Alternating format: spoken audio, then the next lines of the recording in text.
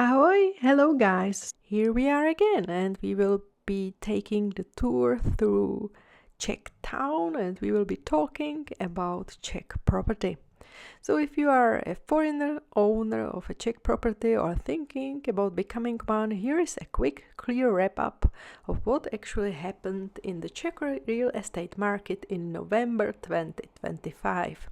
A lot has changed and some of it may directly affect your rental income, mortgage costs or long-term investment strategy. So let's dive in.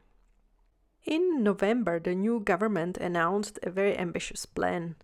Build 10,000 affordable apartments every year for young people and essential professions like teachers. Sounds great, but here is the reality check.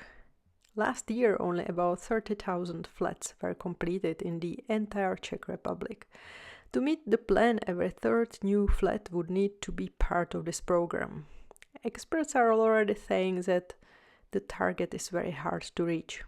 How is it supposed to work?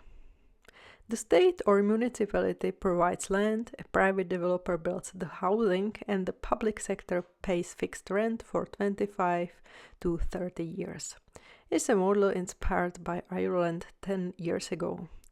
But in Czechia, big projects take quite a long time, so expect lots of talk but slow real impact. Next topic. This is the one affecting thousands of households and also many landlords.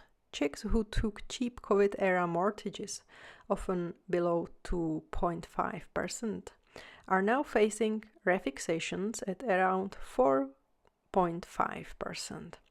Numbers in November showed that 100,000 households will refix their mortgage this year, and in the coming years up to 140,000 households will be renewing their mortgage. A typical repayment will be jumping by 3,500 or to 7,000 Czech crowns monthly, depending on loan size. So for landlords, this means two things. Some owners may be forced to sell. That would mean that there would be more listings coming in 2026, and investors will push harder for higher rents to cover increased cost. Next topic, mortgage rates. November brought absolutely no movement. Average mortgages rates are about 4.91%. Cheapest are 3-year fixes, slightly above 4.5%, and 5-year ones are just under 4.8%. Banks are cautious. Analysts don't expect a big drop anytime soon. Even in 2026, we may not get below 4% on average. So what does it mean for investors?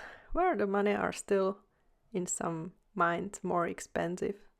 Of course, they are more expensive than they used to be, but maybe we will just have to get used to it.